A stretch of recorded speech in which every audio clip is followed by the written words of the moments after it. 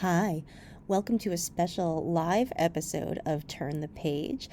This episode, featuring Ellen Marie Wiseman, was recorded at Theodore Books in Oyster Bay, New York. It was a beautiful book party.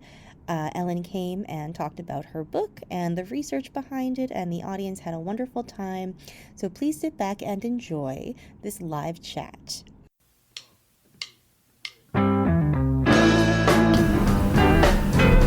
Welcome to Turn the Page, the official podcast of the Syosset Public Library.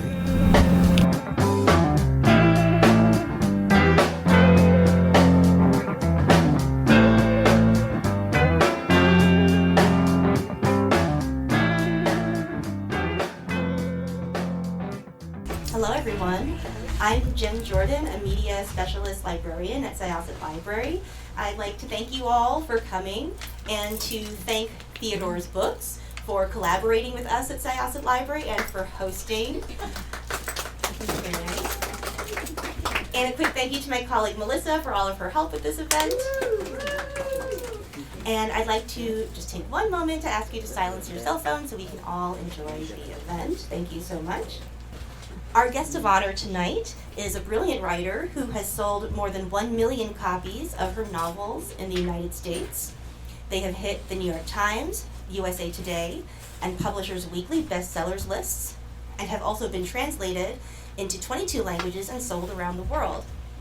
She is renowned for writing suspenseful historical sagas about everyday people caught up in extraordinary circumstances, while shining a light on little-known social injustices of the past and celebrating the resiliency of the human spirit.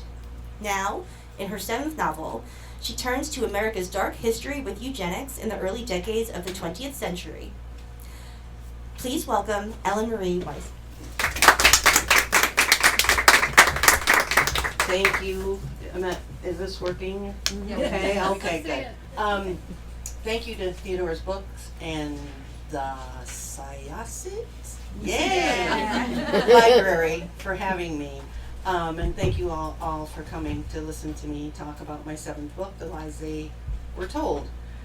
So when we think of the campaign to create a master race, our minds usually go to Nazi Germany and the horrors of the Holocaust. But the idea of eugenics or racial purity, along with the belief that certain people were more worthy of life than others, actually started in the United States decades before the Nazis came into power. At its core, eugenics was a racist pseudoscience that believed that that everyone deemed unfit or defective should be erased. Eugenics falsely believed that things like criminality, alcoholism, mental illness, and even poverty were inherited.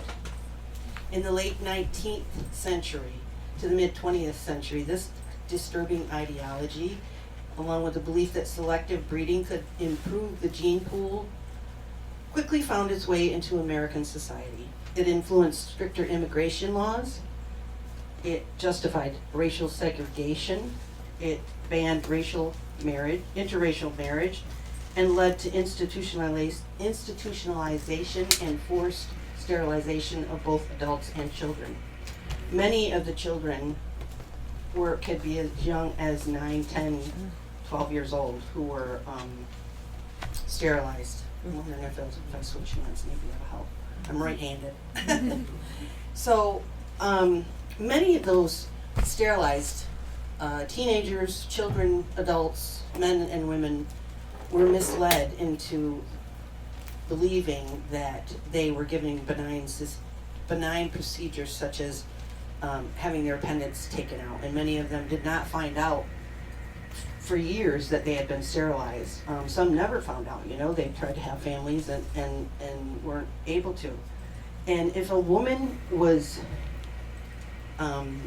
raped or suspected of being sexually active before marriage, or just labeled unfit to reproduce, she could be institutionalized and sterilized without consent.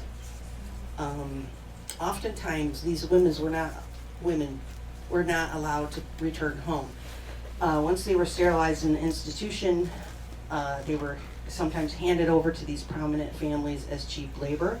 And sterilized women were desired as labor because they couldn't get pregnant and cause a scandal. Sometimes parents were labeled unfit, and the children were taken and redistributed to be raised in the home of a more elite family, in a more appropriate home of an elite family. During the height of the eugenics movement, it wouldn't have been unusual to walk along the street and see a poster with a light flashing every 15 seconds that said, every 15 seconds someone is born that is a burden to society. Movies and books promoting eugenics were really popular. There was one movie called The Black Stork, and it was based on a true story about a doctor who let a disabled infant die after convincing his parents it would be better to spare society another outcast. And in this movie, he was portrayed as heroic. The movie was renamed Are You Fit to Marry? And played in theaters until 1942. Does anyone remember the Better Baby contest? Every time I talk to people and I ask this, everybody's like, no, and it's like, I don't know why I would remember it. I'm not that old, but, in the 1920s into about the, mid-1950s, people used to go to the state fair and to see the prize-winning cattle and the blue ribbon pies and the, big vegetables. But they also went to see babies because there was these baby contests where doctors and nurses would judge the babies on physical and mental attributes. And like if they'd measure their chest and if a baby was shy, they would lose points. And the baby that won would get a silver trophy. And of course, only white middle-class babies were allowed to be entered into this contest. These contests eventually became fitter family contests, and the families that wanted to join this contest had to provide a history on their heritage and their characteristics. They were given medical exams and psychiatric exams and syphilis tests, and some of the categories were self-sacrifice, generosity, quality of family bonds. And the negative features were selfishness, jealousy, suspicion, high tempers, alcoholism, paralysis, and feeble-mindedness. I don't know how they judge some of these things. I don't think anybody would go in there trying to win the contest and say, hey, Dad's a real jerk. But feeble-minded is a really hot word when it comes to eugenics. It was used quite a bit. And the families who had the highest score would get a silver trophy, and any family that had a B+ or better would get a bronze medal that says, yay, I have a goodly heritage. Again, only white middle-class families were allowed to enter these contests. I first learned about eugenics when I was writing my World War II book, The Plum Tree, which is loosely based on my mother's experiences growing up in Germany during World War II. That's when I learned that the United States was the leader in the eugenics movement. It was the first country in the world to implement forced sterilization programs, and that the Nazis took many of the procedures and theories and beliefs from American eugenicists. California's sterilization program was so successful that the Nazis turned to them for advice. And when in 1916, when an American top eugenicist wrote a book called The Passing of the Great Race, Hitler wrote him a fan letter and said, "This book is my Bible." And as soon as Hitler came into power in 1933, he passed eugenics laws. And that's how the Nazis started, was by getting rid of people in the mental institutions and sterilizing them and murdering them. Then while researching two of my other books, What She Left Behind and The Lost Girls of Willowbrook, which are about insane asylums and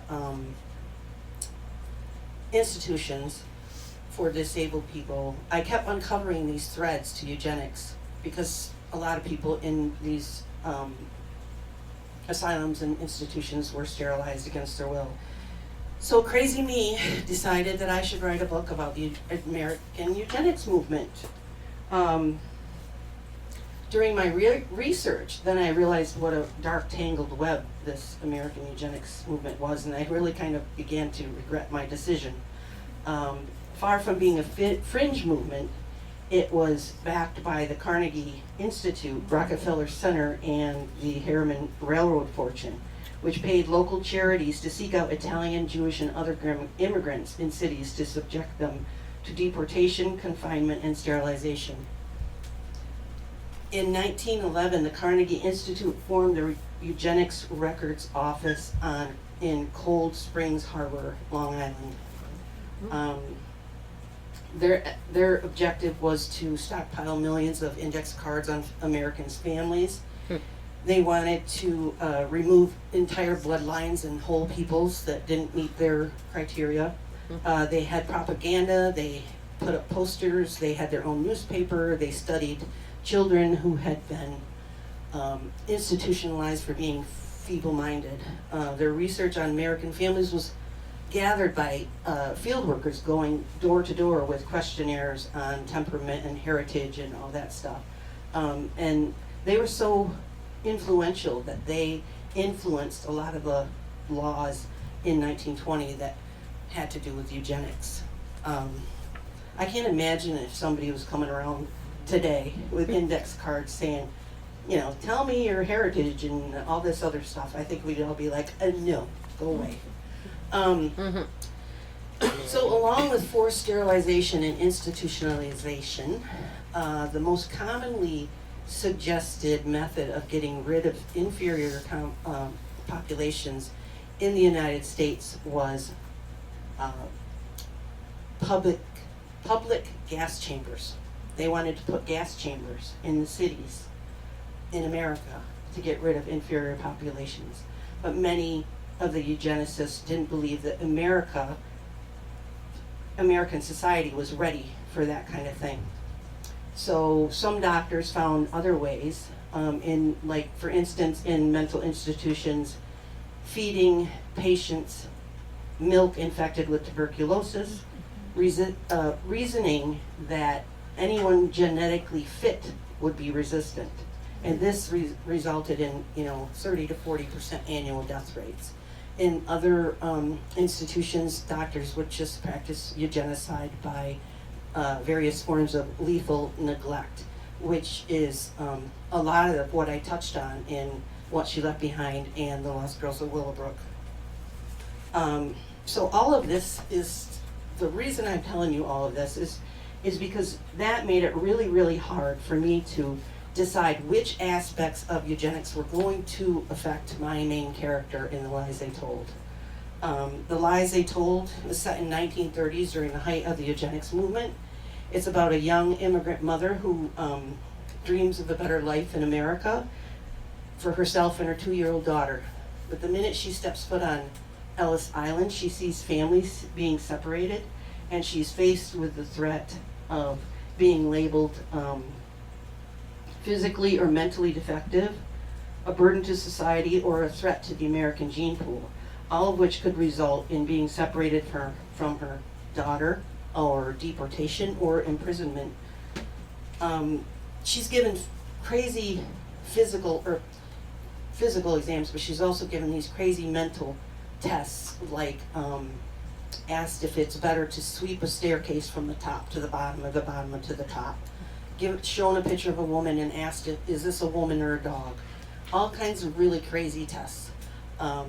So when she finally reaches her destination in the Blue Ridge Mountains, she believes that she's safe, until she realizes that the children who are going to be under her care have been ordered or instructed or trained to hide whenever the sheriff comes around.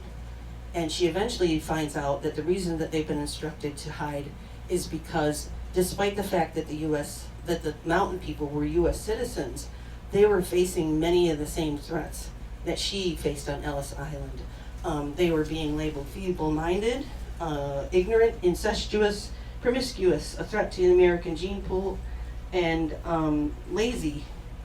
And the government was labeling some of the parents unfit so they could take their children and institutionalize them and sterilize them. And they did the same thing to some of the parents, and they institutionalized some of the older people.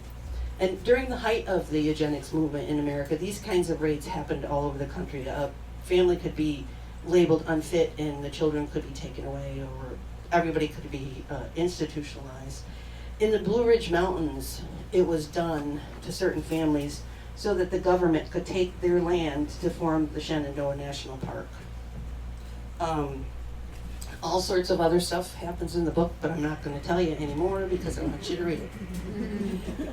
So I wanted to start the book with an immigrant coming into Ellis Island, because in the early years of the United States, immigrants were welcomed into the country. They were encouraged to come to help build the economy, to settle the country.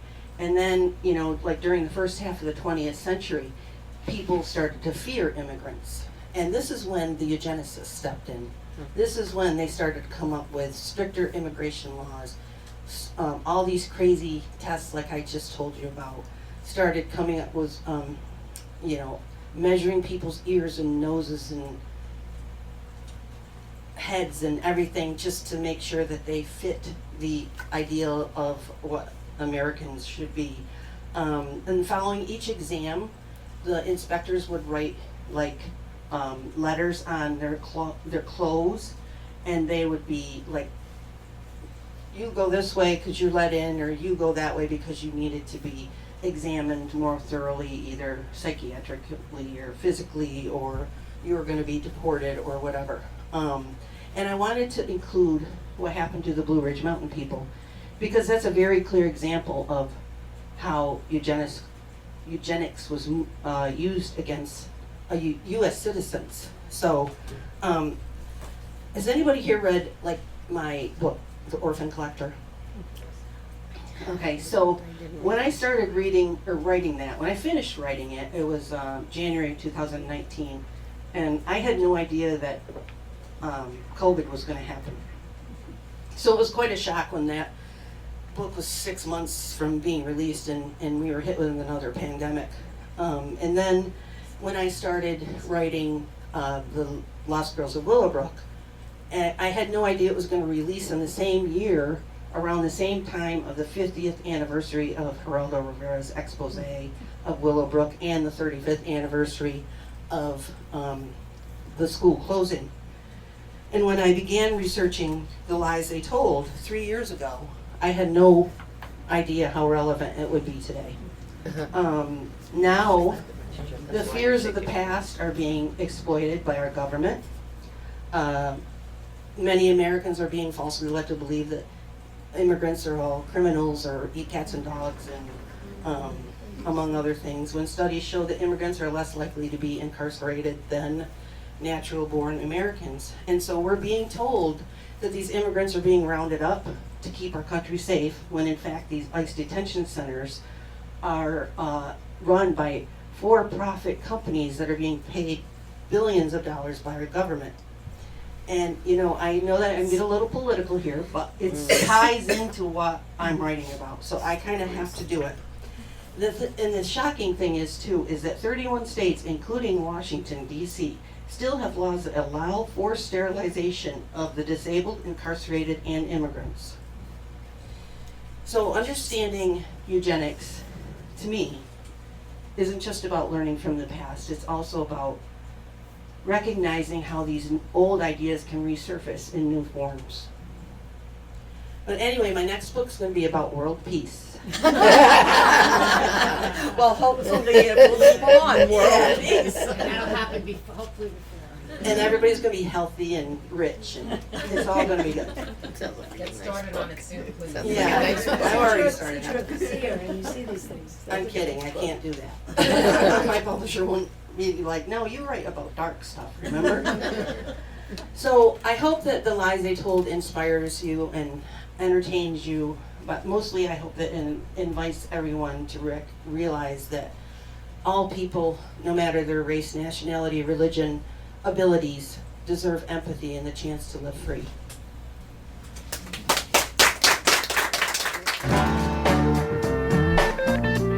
it's time to close this chapter of Turn the Page. Join us for the next episode.